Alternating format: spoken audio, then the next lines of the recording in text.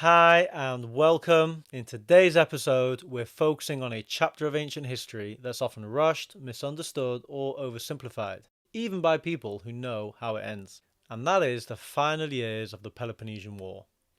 Most people know the headline Athens lost, Sparta won. But what we're going to explore today is how that happened. How Athens, once the wealthiest, most powerful naval empire in the Greek world, ended up isolated, starving, and forced to dismantle its own walls.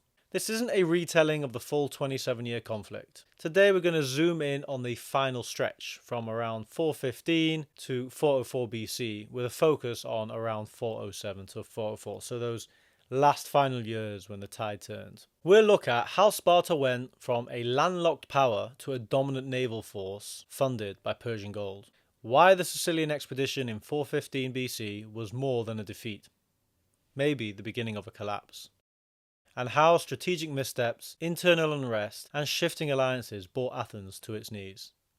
This is the story of a superpower unravelled, not in one moment, but across a series of decisions, crises, and mischances. If you ever wondered not just who won the war, but why Athens lost, this episode is for you. And if you enjoy this kind of beyond the headlines history, please consider liking, subscribing, or leaving a comment. I research, write, and produce this podcast myself, and your support really does help keep it going. The Peloponnesian War had raged for almost 3 decades on and off, from 431 to 404 BC.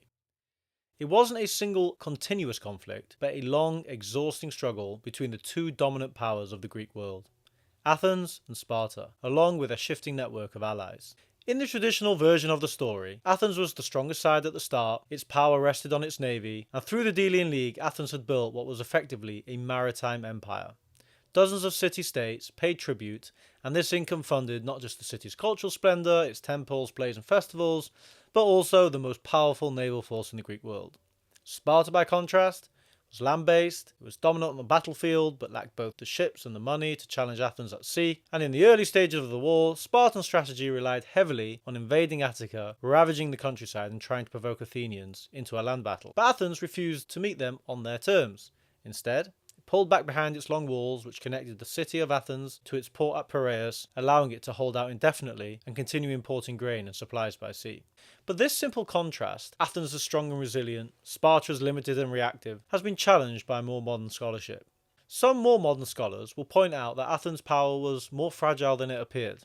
It depended heavily on tribute from allies, who weren't always loyal, on grain imports vulnerable to disruption, and on democracy prone to political volatility. Additionally, the image of Sparta as static and limited is also not accurate.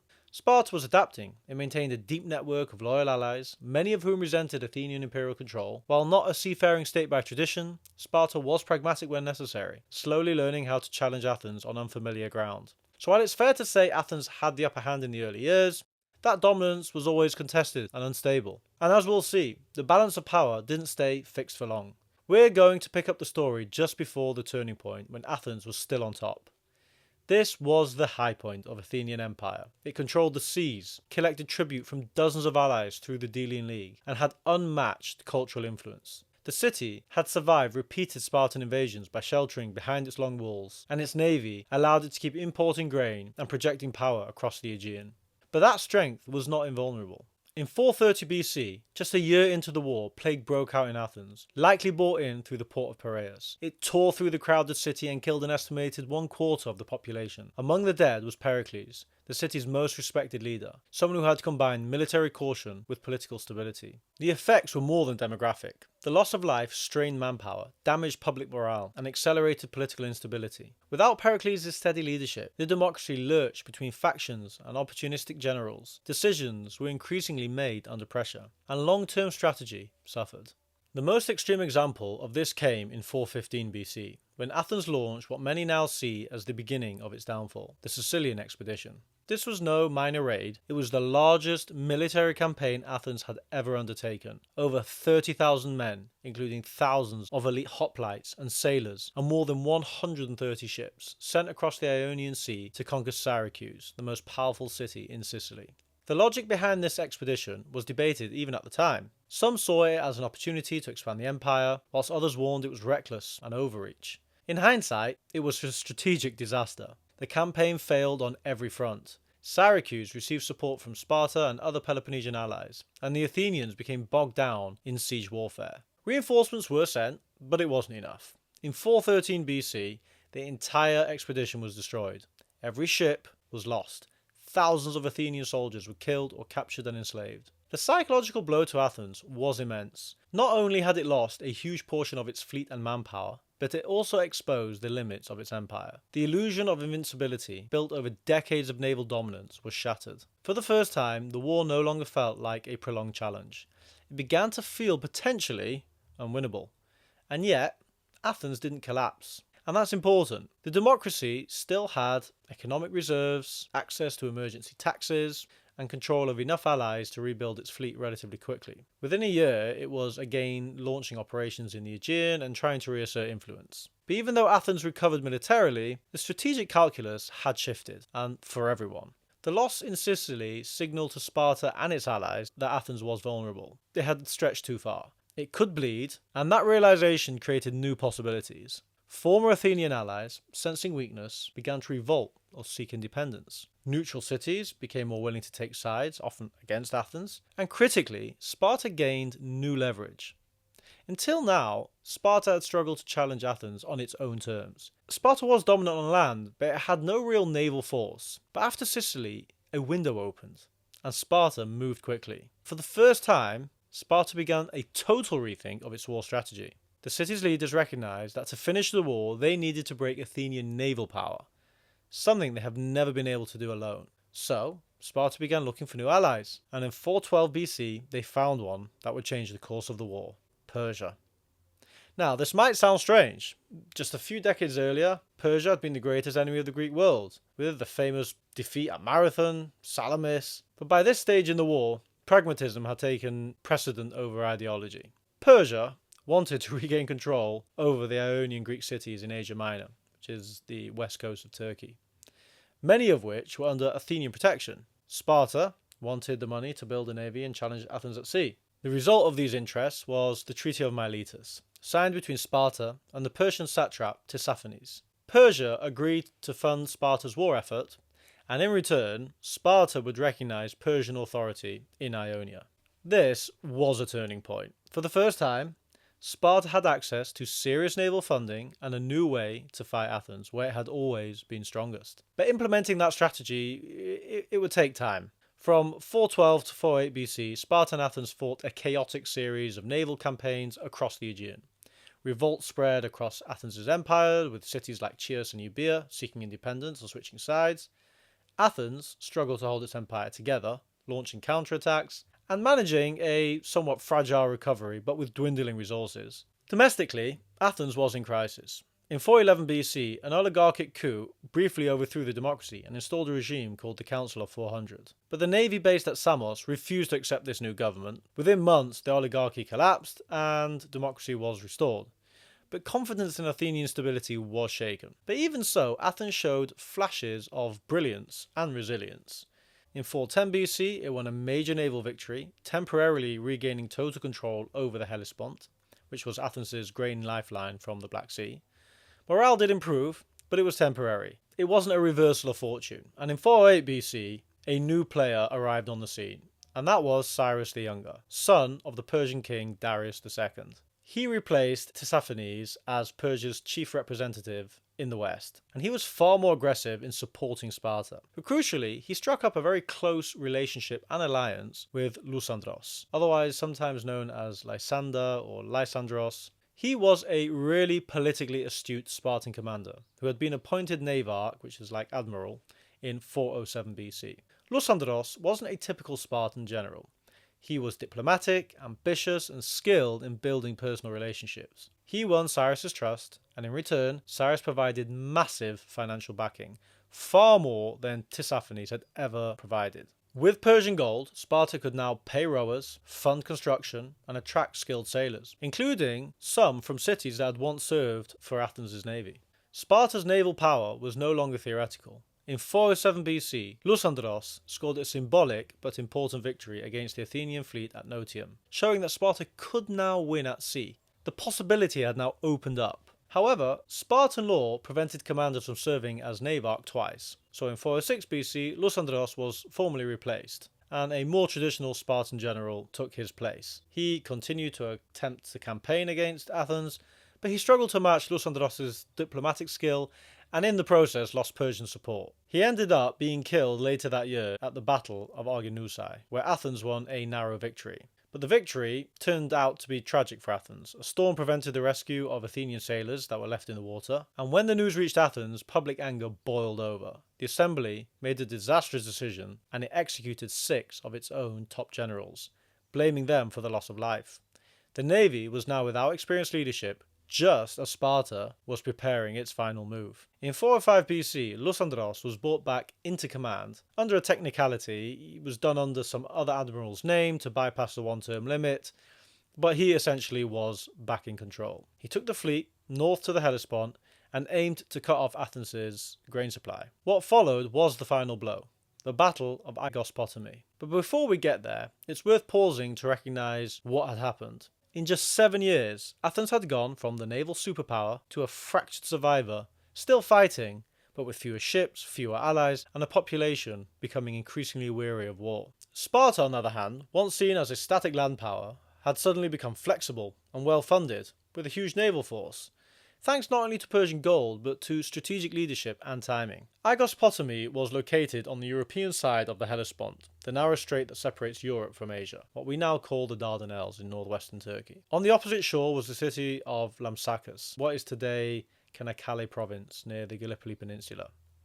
This narrow waterway was one of the most critical maritime choke points in the ancient world. Grain, from the Black Sea region of modern-day Ukraine and southern Russia, had to pass through here on its way to the Aegean, and then on to Athens. By the late stages of the war, Athens relied on this grain to feed its population. Without it, the city would face starvation. So the Athenian fleet of around 170 triremes set up camp on the northern shore of the Hellespont to guard these grain routes. They were commanded by Conon and stationed on a stretch of open beach near the mouth of the Aegospotami River, directly across from Lysandros, whose fleet was anchored at Lampsacus on the Asian side. And this is where geography becomes important.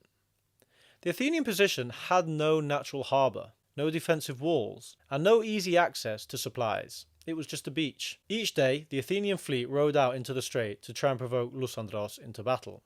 And each day, Lysandros refused. And after hours at sea, the Athenians would return to the shore, drag their ships up onto the beach, and scatter inland to find food. There was no central base of operations, no secure supply chain, and no consistent discipline. It was a vulnerable position, and Lysandros knew it. He waited, and he observed. And on the 5th day, when most of the Athenian sailors were away from their ships and foraging inland, Lysandros struck. His fleet quickly crossed the strait from Lampsacus and launched a surprise attack directly on the beached Athenian fleet. The result was a total and utter disaster. Almost the entire Athenian navy was destroyed or captured on land. They didn't even manage to get into open water.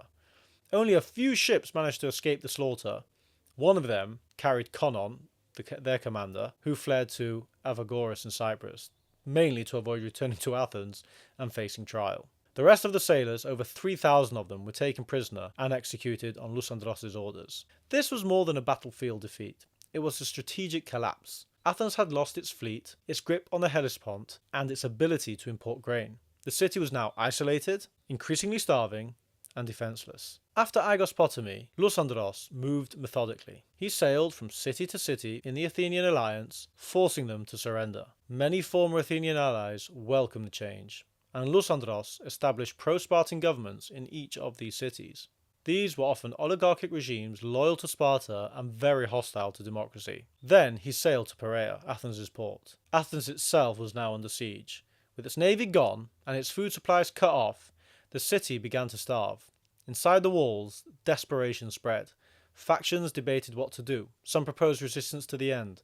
Others pushed for surrender to avoid total destruction. But eventually, Athens sent envoys to negotiate. Sparta obviously held the upper hand. But they also had internal debates. The Thebans and the Corinthians, who were Spartan allies, wanted to burn Athens to the ground and enslave its population. The Spartans, however, decided against total annihilation. Now, according to later sources, they claimed that they respected Athens' past role in defeating Persia and chose leniency because of that. though it may have also been slightly more strategic. It was probably a decision to keep Athens as a weakened buffer against future Persian influence. The terms of surrender were finalised in 404 BC. 1. The long walls, the fortifications that had protected the city and connected it to Piraeus were to be dismantled. 2. Athens had to surrender all but 12 of its ships. And 3. Its overseas empire was to be totally dissolved. And 4. Crucially, a pro-Spartan government composed of 30 appointed men would replace Athens' famous democracy. The dismantling of the long walls was done to the sound of flutes, a choreographed humiliation. The symbol of Athenian power was reduced to rubble in front of everyone's eyes. So what was left? What did Athens look like in the aftermath of this defeat? Well, physically, the city hadn't been burnt or occupied. The buildings stood, the Acropolis still loomed over the skyline, the Parthenon was untouched, but in every other sense, Athens was a shattered state. After nearly 3 decades of war, the human cost was staggering. Tens of thousands of dead, killed in battle. And now, by 404 BC, Athens was full of wounded veterans, war widows, and children who had never known peace. A younger generation had grown up amid sieges, shortages, and constant strain of uncertainty. Public morale was broken. Trust in leadership was thin. And while the war had ended, it left behind a bitter and fragmented society. Athens' economy had been hollowed out. Trade routes had collapsed. Tribute from the empire, the Delian League, was gone. The navy had been dismantled. Grain was still scarce. The city was politically isolated, with no ships, no allies, and no leverage. Deep divisions had opened up inside the city, not just between rich and poor, but between those who had supported the war and those who had opposed it, between those who had served and those who had stayed behind, between democrats and oligarchs, between those who wanted reconciliation and those who wanted revenge. Now, most of what we know about this period does come from elite sources, figures like Xenophon, Plato, and later Aristotle. These were educated men, but often from aristocratic backgrounds, who were deeply sceptical of democracy in the first place. Their writings do give us a picture of a society in moral and institutional crisis, but we should be cautious. Their view of Athens as polarised, chaotic, and in decline may say as much about their own anxieties as it does about the lived experiences of ordinary Athenians. Still, there's no question that the war trauma was real. Athens had lost the war. It had gone from imperial hegemon to regional irrelevance in less than a decade. And in this context, Athens was being forced to abandon its democracy and hand power to a narrow elite. And so, under pressure, a new regime was appointed. 30 men, drawn from the city's aristocratic class, were given the task of ruling Athens. They promised stability, order, and reform, but instead they brought fear. They would be remembered as the 30 Tyrants. That brings us to the end of this episode, but not crucially to the end of this story. And I do hope in future episodes to take a closer look at what followed. I want to look at the rise of the 30 Tyrants.